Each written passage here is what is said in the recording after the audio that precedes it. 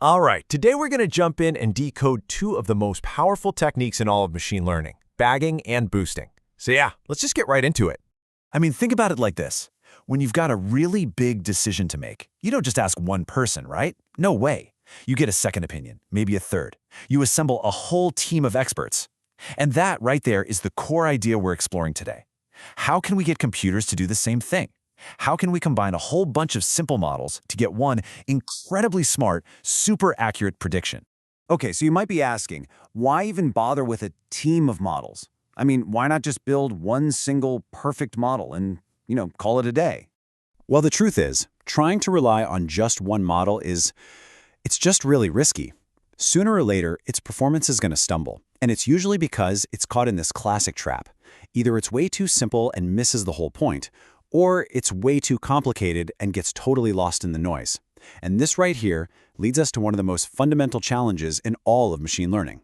And that challenge, it's called the bias-variance trade-off. It's a real balancing act. So on one side, you've got high bias. This is where your model is just too simple. We call this underfitting. Imagine trying to draw a really complex curvy line using just a straight ruler. It's just never going to work, right? It misses the real pattern. Then on the other side, you've got high variance. This is where the model is too complex, overfitting. It's like it's memorized every single data point, including all the random meaningless noise, instead of just learning the actual signal. So finding that perfect sweet spot in the middle, that's the goal. But man, it is incredibly tricky. So, if a single model is always going to be flawed one way or another, what do? Well, we fix it by remembering a very simple idea. There is always strength in numbers. And this brings us to the solution, ensemble learning. The whole idea is, look, instead of breaking our backs trying to build one single perfect model, what if we just build a bunch of them and combine their insights? By sort of mashing up all their different predictions, we can create a final answer that's way more robust and way more accurate than any one of those models could ever be on its own. All right, so let's dive into our first method for doing this. It's called bagging. And the best way to think about this one is like you're creating a diverse committee of independent experts. So the full kind of technical name is Bootstrap aggregating, but don't worry about that. The keywords you really need to remember are independent and parallel. What bagging does is it trains a whole bunch of models all at the same time, but, and this is the key, each one is trained on a slightly different random piece of the data. This means you end up with a whole bunch of different perspectives on the problem. It really is just like our getting a second opinion example. You go to several specialists, each one is smart, right? But they all have slightly different experiences and points of view. Trusting just one of them completely is risky. But if you average all their opinions together, you're going to get a much more reliable, much more balanced decision. Bagging is doing that exact same thing, just with machine learning models and data. So here's the play-by-play for how it works. First, you take your original dataset and you create a ton of new, random mini datasets from it. The trick is, you do it with replacement. That's a fancy way of saying you pick a data point, you use it, but then you put it back into the main pile so it might get picked again for the same mini dataset. So some data points might show up multiple times, others not at all. This whole process is called bootstrapping.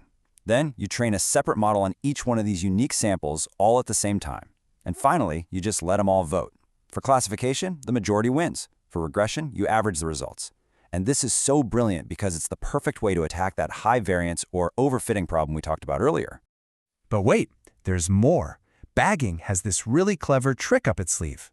See, because each model is only trained on a random sample of the data, it means for any given model there's a bunch of data points it's never seen. These are called out-of-bag samples. And here's the genius part. We can use those leftover points as a built-in, completely unbiased test set to check how well our model is doing without ever needing a separate test set. It's like getting a performance review for free as you go. Okay, so that's bagging. Now let's switch gears and look at our next method, boosting. This builds a totally different kind of wisdom of the crowd. If bagging is like a diverse committee of independent experts, think of boosting as more like a hyper-focused team of specialists who learn from each other. So, the keywords to remember for boosting are sequentially and correcting errors. This is the complete opposite of bagging's parallel approach. With boosting, we build the models one after another, and each new model has a very specific job to fix the mistakes that the previous model made. So that specialist team analogy is really perfect here. Imagine the first model, a rookie, takes a crack at the problem. The next model comes along, looks at all the rookie's mistakes, and focuses all of its energy on just those really tough cases that the first one got wrong. Then the next one does the same, and the next, and so on. Each model in the chain becomes a specialist at fixing the errors of the one before it.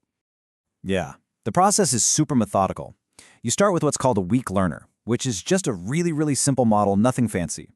The algorithm then looks at all the predictions that weak learner got wrong and basically puts a giant spotlight on them. It gives those data points more weight. So the next model in the chain is forced to pay extra attention to getting those heavy, difficult cases right. And you just keep repeating this, forcing the whole team to get better and better at the hardest parts of the problem. And let me tell you, this sequential, error-correcting approach is insanely powerful. It is the engine behind some of the most legendary algorithms in machine learning, the ones that win all the competitions. We're talking about things like AdaBoost, gradient boosting, and the absolute king of many data science challenges, XGBoost. So there you have it, the independent committee versus the specialist team. We've got two super powerful methods, but they have totally different philosophies. So let's put them head to head and see how they really stack up. Okay, let's break down the key trade-offs right here. Training method, bagging is all parallel and independent, which means it's generally faster. You can run everything at once. Boosting, it's sequential and dependent, so it's got to go one by one, which makes it slower. Now the main goal is a big one. Bagging is fantastic at reducing variance. You know, that overfitting problem.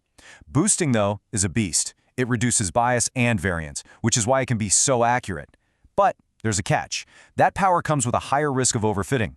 Bagging is much more robust against it, while with boosting, you really have to be careful you don't push it too far. All right, so this all sounds great in theory, right? But where does this stuff actually make a difference out in the real world? Oh, the applications are pretty much everywhere. In finance, you've got traders using bagging to build these diversified strategies that seriously cut down on risk. In manufacturing, boosting models are used to predict product quality on an assembly line with just incredible accuracy, potentially saving companies millions of dollars on recalls.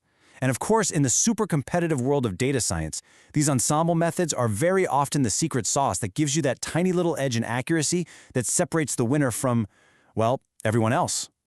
So that really leaves us with one final thought to chew on. When you're faced with your next really tough problem, which team would you rather have?